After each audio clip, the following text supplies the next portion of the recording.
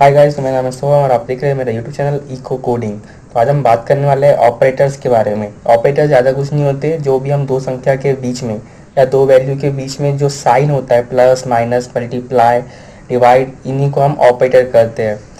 तो इनका जो वर्क होता है, तो आपको पता ही है कि दो संख्या को जोड़ने के लिए, घटाने के लिए, गुणा करने के लिए, भाग करने के लिए वो साइन का यूज़ होता है। पर हम इनको प्रोग्रामिंग लैंग्वेज में कैसे इम्प्लीमेंट कर सकते हैं, वो आज हम देखने वाले हैं। तो हम आ गए अपने कोड एडिटर पे, और यहाँ पे मैं एक फाइल बना लूँगा ऑपरेटर नाम की, ऑपरेटर .html।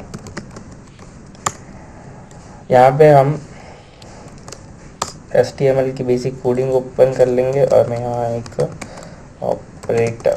ऑलराइट, आपको ये सोर्स कोड डिस्क्रिप्शन में मिल जाएगा, वहाँ से आप इसे कॉपी कर सकते हैं।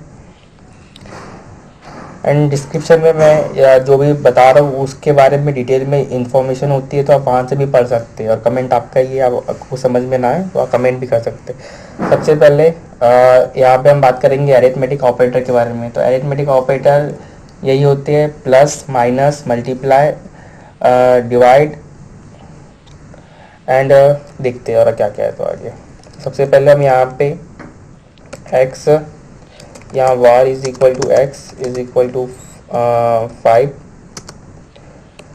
प्लस 4 कर लेते हैं। एंड इस ये है अपना एडिशनल अरिथमेटिक ऑपरेटर। देन में यहाँ पे var var is equal to 5 minus 4 कर देते हैं। ये सब्सट्रैक्शन अरिथमेटिक ऑपरेटर है। देन मैं यहाँ पर लिखता हूँ var z is equal to 5 into 4। Then यहाँ लिखते var r is equal to 20 divided by 2। Then यहाँ लिखते मॉड्यूलस ऑपरेटर। ये आपको रिमाइंडर देता है, इसे रिमाइंडर ऑपरेटर भी कहते हैं। यानी कि जो भी मैं 25 मॉड्यूलस ऑपरेटर लगाना है, यहाँ पे मैं कर देता हूँ 2। तो इसका जो रिजल्ट आने वाला है वो उसमें जो रिमाइंडर बचेगा उसको ये रिटर्न करेगा। देन यहाँ पे हम एक्सपोनेंशियल अरिथमेटिक ऑपरेटर का भी यूज़ कर लेते हैं। मैं यहाँ लिखता हूँ var is equal to E exponential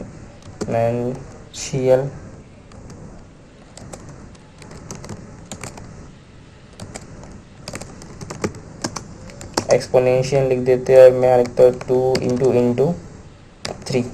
तो यहाँ पे क्या करेगा, एक 2 को 2 में 3 की पावर लगा के उसका रिजल्ट हमको दे देगा। तो मैं यहाँ पे हम कंसोल करते हैं, कंसोल डॉट लॉग। एंड मैं इसे यहाँ से कम तो कॉपी करके इन सब के आगे पेस्ट कर देता हूँ।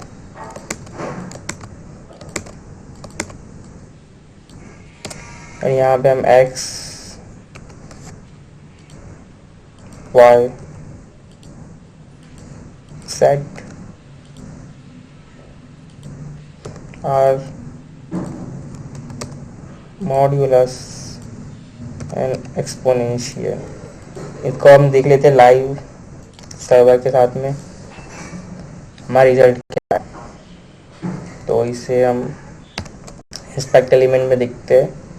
तो यहाँ पे देखिए 9 आ गया। 5 एंड 4 को ऐड करेंगे तो 9। चलो मैं यहाँ पे एक और चीज़ कर देता हूँ।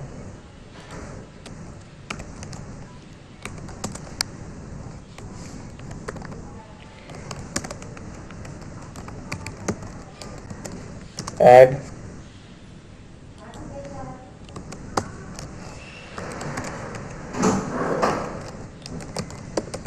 Subtract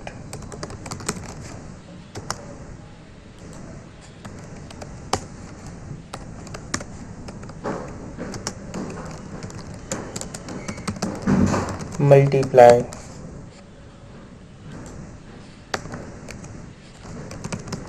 divide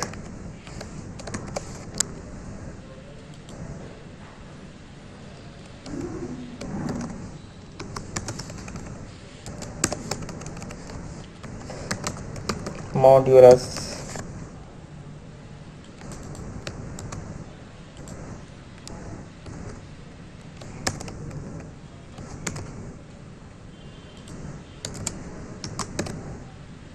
exponential. तो यहाँ देख सकते हैं हमने 5 और 4 को ऐड किया तो 9, यहाँ सब्सट्रैक्ट किया तो 5 में से 4 किया तो 1, मल्टीप्लाई 20, डिवाइड किया तो 10, मॉड्यूलस आया रिमाइंडर 1। यहाँ पे 1 कैसे आया, अगर हम 2 को 25 को 2 से अगर डिवाइड करते हैं तो लास्ट में 1 रिमाइंडर बचता है, वही यहाँ पे रिमाइंडर 1 आया। एक्सपोनेंशियल मीन्स 2 पे 3 की पावर आ गई तो 2 into 2 into 2 is equal to 8 होता है। तो यहाँ पे हमने अरिथमेटिक ऑपरेटर्स को देख लिए। अब हम बात करते हैं असाइनमेंट ऑपरेटर की। तो यहाँ पे क्या होता है, असाइनमेंट ऑपरेटर बिल्कुल सेम ही होते हैं, बस थोड़ा सा अंतर होता है। जो मैं इसको यहीं से कॉपी करता हूँ, मैं यहाँ लिख देता हूँ ऊपर पे अरिथमेटिक ऑपरेटर्स।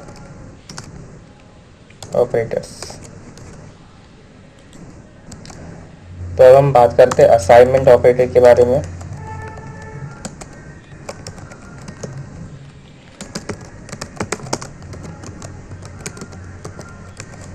यहाँ पे क्या होता है, बिल्कुल जो काम हमने अभी ऊपर किया है उसी को हम यहाँ पे वापस से करेंगे, बस थोड़ा तरीका बदल जाएगा। जैसे कि यहाँ पे क्या होगा, अगर x की वैल्यू यहाँ पे 4 दी हुई है, ठीक है, मैं ऐसे इसे कट कर ले, चलो मैं इसको कैसे बना के दिखा देता हूँ। वॉर ऐड नाम का एक बनाता हूँ, उसमें मैं 5 वैल्यू देता हूँ एंड उसके बाद मैं इसी ऐड वाले वैल्यू में इज इक्वल टू 4 कर देता हूँ। तो अब इसका जो आउटपुट कुछ इस तरीके से होगा, add is equal to 4 plus 5। तो इस तरीके से आप वैल्यू को भी ऐड कर सकते हैं। सेम इसी तरीके से हम सब्सट्रैक्ट भी कर सकते हैं, मल्टीप्लाई भी कर सकते हैं। सब करके दिखा देता हूँ। और सब इज इक्वल टू, अगर मैं यहाँ पे 5 दे दूँ एंड सब माइनस 4 कर देंगे, तो यहाँ पे जो सब्सट्रैक्ट वाली वैल्यू है, सब्सट्रैक्ट इज इक्वल टू, अगर मैं बोलूँ तो 5 minus 4 then for multiply is equal to 4 कर देते हैं, then multiply into is equal to 4 ही कर देते। तो यहाँ पे रिजल्ट में अगर 5 कर देते, तो यहाँ पे जो मल्टीप्लाई वाला ऑप्शन है ये इस तरह से दिखेगा, 4 इंटू 5 यानी यहाँ पे रिजल्ट आ जाएगा। फिर यहाँ पे वॉर करता हूँ मैं डिवाइड के लिए, divide 20 then divide is equal to 2 करते, यहाँ वॉर लिखते, मॉड्यूलस 25 लिखते, मॉड्यूलस इज इक्वल टू 25 नहीं लिखना है, यहाँ पे रिमाइंडर ऑपरेटर लगाना है एंड 2 लिखना है एंड यहाँ पे लिखना है फॉर एक्सपोनेंशियल दिखाना है अब। तो E exponentiation is equal to, अगर मैं यहाँ लिख दूँ 2 and exponential into is equal to 3। यहाँ पे होने क्या वाला है, जैसे ये डिवाइड है तो divide is equal to 20 divided by 2 modulus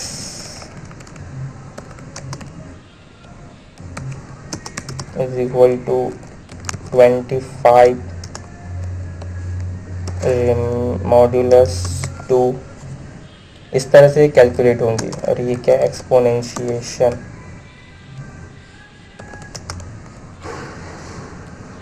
is equal to 2 exponential 3। इसका जो रिजल्ट आएगा वो अभी हम कंसोल में चेक कर लेते हैं। तो मैं इसके सामने ही कंसोल यहाँ नीचे लिख देता हूँ, console dot log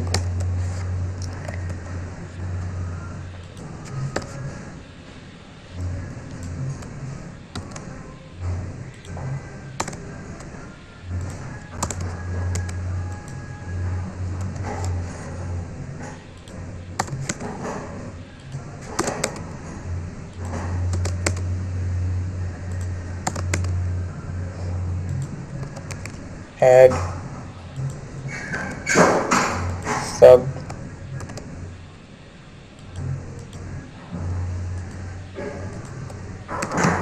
multiply divide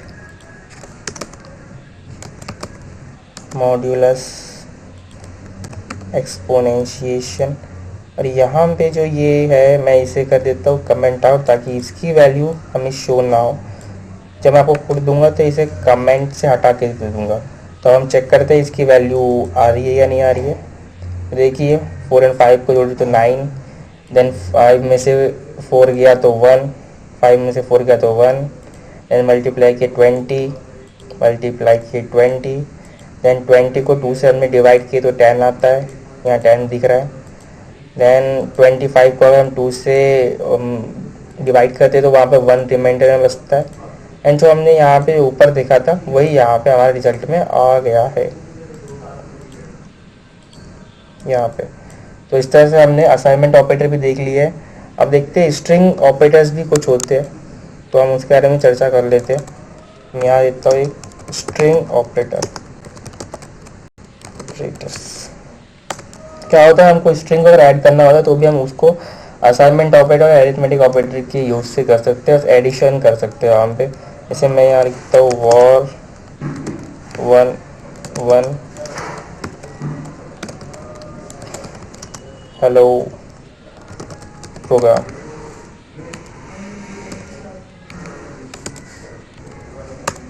and यहाँ मैं लिखता हूँ वॉर एंड प्रोग्राम। अब हम इसको ऐड करेंगे तो इसके लिए हमें बस कंसोल डॉट लॉग लिखना है।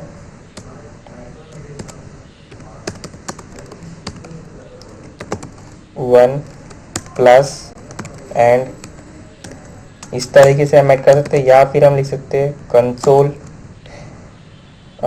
डॉट लॉग के अंदर 1 is equal to plus is equal to and हम इसे सेमीकोलन से बंद कर देंगे। तो ये दोनों का आउट यहाँ से, ये दोनों का आउटपुट सेम ही आएगा। मैं इन सबको भी कमेंट आउट कर देता हूँ ताकि हमें सिर्फ यही वाला पोर्शन दिखे, हेलो प्रोग्राम। और यहाँ पे एंड और इसके बीच में थोड़ा सा गैप देना चाहिए हमें।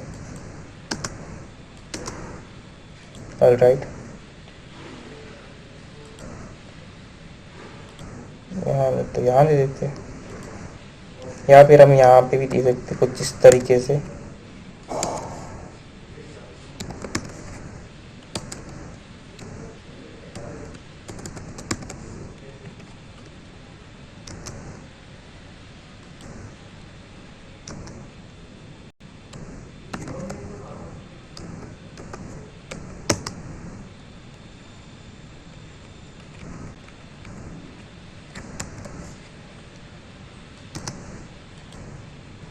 तो देखिए hello program and program, hello program and program, इस तरह से हमने स्ट्रिंग को भी कॉन्केटिनेट कर लिया है, जोड़ दिया है। तो अब हम बात करेंगे कंपैरिजन ऑपरेटर के बारे में। मैं इसे भी कमेंट आउट कर देता हूँ और यहाँ पे हम बात करेंगे कंपैरिजन ऑपरेटर के बारे में।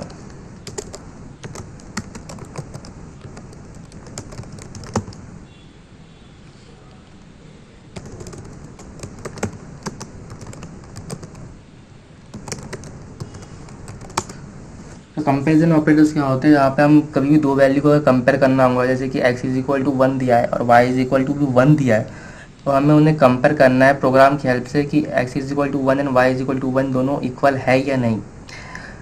तो हम कंपेरिजन ऑपरेटर का यूज़ करते हैं। फॉर एग्जांपल मैं var is equal to first is equal to 1 and war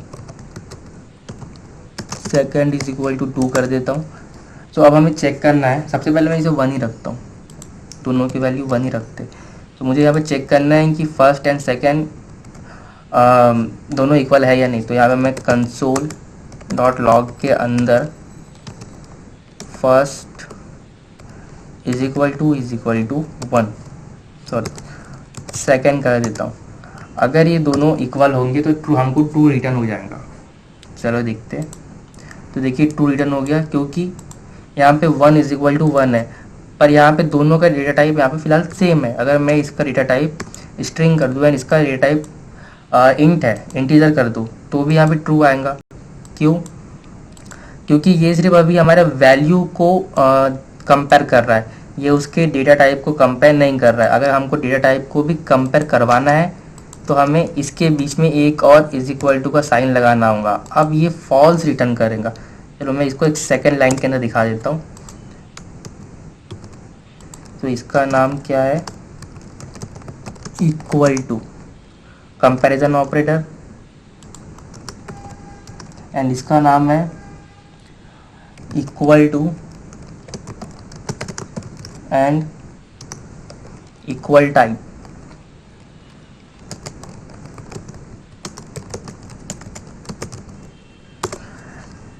यहाँ पे मैं इक्वल टू का एक साइन और बढ़ा देता हूँ।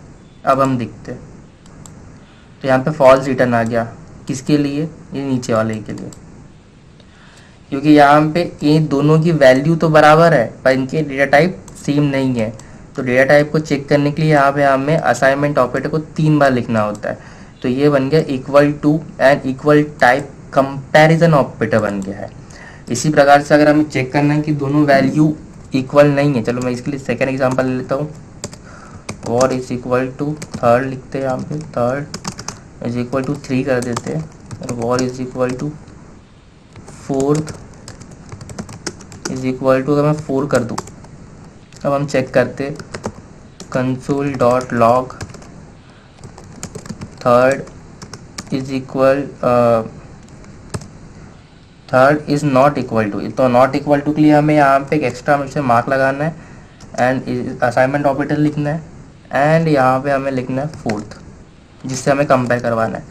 सेमीकोलन लगाएंगे तो यहाँ पे हमें फॉल्स रिटर्न करेंगे या ट्रू रिटर्न करेगा, कमेंट सेक्शन में बताइए। तो यहाँ पे हमें ट्रू रिटर्न करेगा। क्यों रिटर्न करेगा? क्योंकि 3 4 के इक्वल नहीं होता है।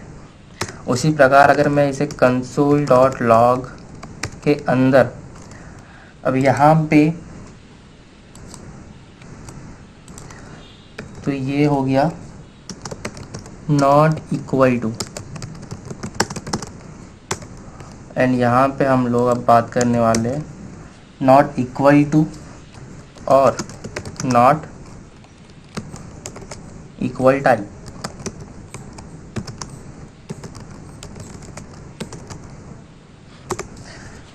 तो यहाँ पे नॉट इक्वल टाइप के लिए यहाँ पे हमें बस एक असाइनमेंट ऑपरेटर और जोड़ना है, इज इक्वल टू वाला। तो यहाँ पे क्या होने वाला है, 3 और 4 की वैल्यू तो वैसे ही बराबर नहीं है, तो ये तो पहली कंडीशन वैसे ही ट्रू हो गई। और यहाँ पे इनके डेटा टाइप सेम है, दोनों ही इंटीजर है। नॉट इक्वल टाइप तो सेम है पर इनकी जो वैल्यू है वो सेम नहीं है, इसलिए यहाँ पे हमें ट्रू रिटर्न कर देगा, क्योंकि हम वही चेक कर रहे थे। देखिए यहाँ पे ट्रू रिटर्न कर दिया है। एंड यहाँ पे हम चेक कर सकते हैं कि greater than and less than. तो यहाँ पे मैं कंसोल डॉट लॉग लिखूँगा एंड 3 इज ग्रेटर देन 4। क्या 3 4 से बड़ा होता है? तो यहाँ पे हमें क्या रिटर्न करेगा, फॉल्स। ग्रेटर देन, ये देखिए हमें फॉल्स रिटर्न कर दिया है। और अगर मैं इससे कहूँ कि 3 4 से छोटा है, तो अब क्या रिटर्न करेगा, अब ये ट्रू रिटर्न करेगा। और अगर हमें चेक करवाना होगा कि क्या 3 4 से छोटा है, या चलो मैं इसके लिए एक और एग्जांपल ले लेता हूँ। Var is equal to num1 is equal to 2 ले लेते हैं। War num2 is equal to भी मैं 3 ले लेते हैं। तो यहाँ पे हमको क्या चेक करना है कि जो ऑपरेटर है या तो बड़ा होना चाहिए या फिर इक्वल टू होना चाहिए। तो मैं यहाँ कहता हूँ कंसोल डॉट लॉग के अंदर num1 इज ग्रेटर देन और इक्वल टू 2, सॉरी num2 आना चाहिए, सेमीकोलन। उसी प्रकार से इसे हमें, हाँ यहाँ पे एक बात है कि हमें गैप नहीं देना है हम इन दोनों ऑपरेटर के बीच में। एंड यहाँ पे हम चेक करेंगे कि लेस देन और इक्वल टू 2। तो यहाँ पे मैं लिख देता हूँ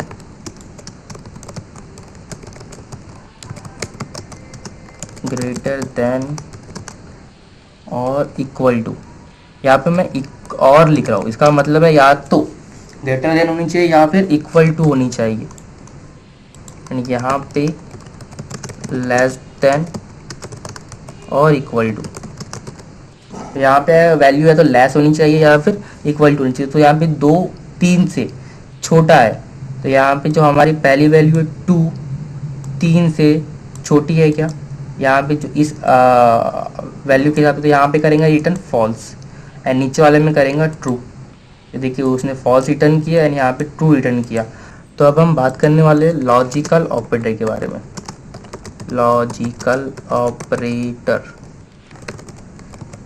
तो लॉजिकल ऑपरेटर सिर्फ 3 होते हैं, एंड ऑपरेटर, और नॉट ऑपरेटर। एंड ऑपरेटर का मतलब क्या होता है, हमको कम से कम एक से ज़्यादा कंडीशन देना होता है और चेक करना होता है कि दोनों कंडीशन ट्रू होनी चाहिए। फॉर एन एग्जाम्पल, चलो मैं यहाँ पे सीधे कंसोल लिखता हूँ एंड ऑपरेटर के लिए। चलो कंसोल डॉट लॉग, एंड इसके अंदर हम यहीं से कहीं से एक कंडीशन उठा लेते हैं, जैसे कि ये 3 थर्ड एंड ये num2, इन दोनों में जो वैल्यू है 3 एंड 3 है, तो हम इन दोनों को चेक करवाते।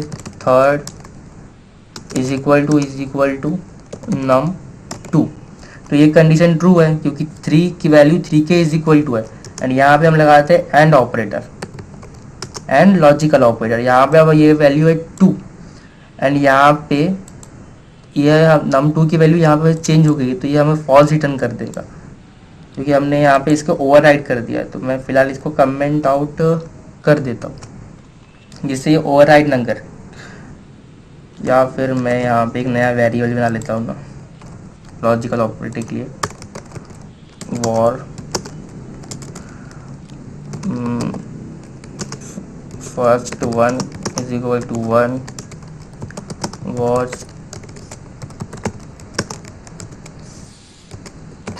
second 1 is equal to 2, war third 1 is equal to 1,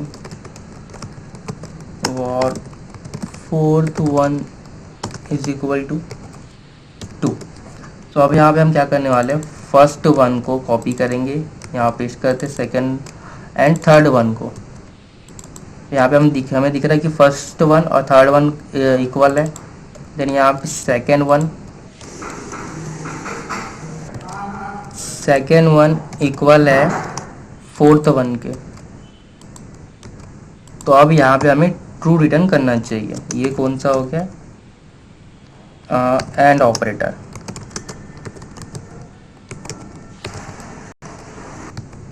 तो देखते हैं, तो ये देखिए यहाँ पे हमें ट्रू रिटर्न कर रहा है।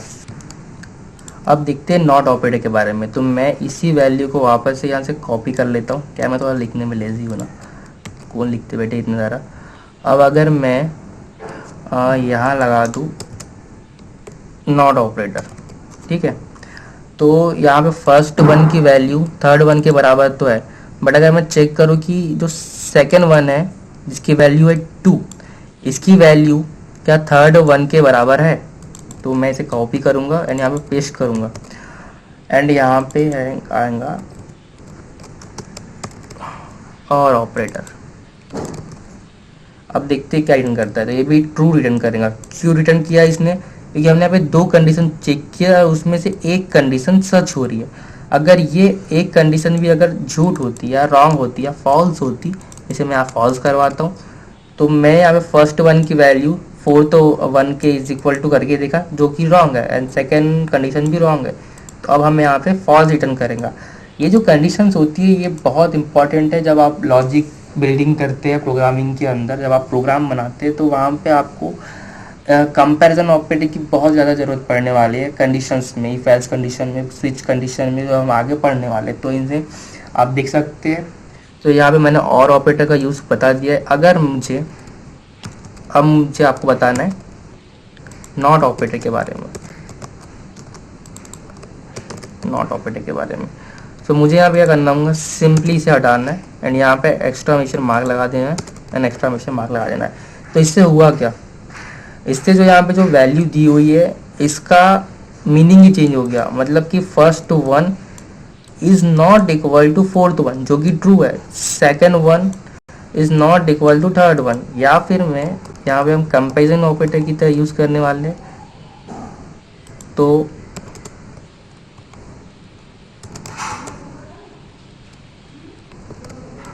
ओके, वो तो उसी तरह से यूज़ होगा।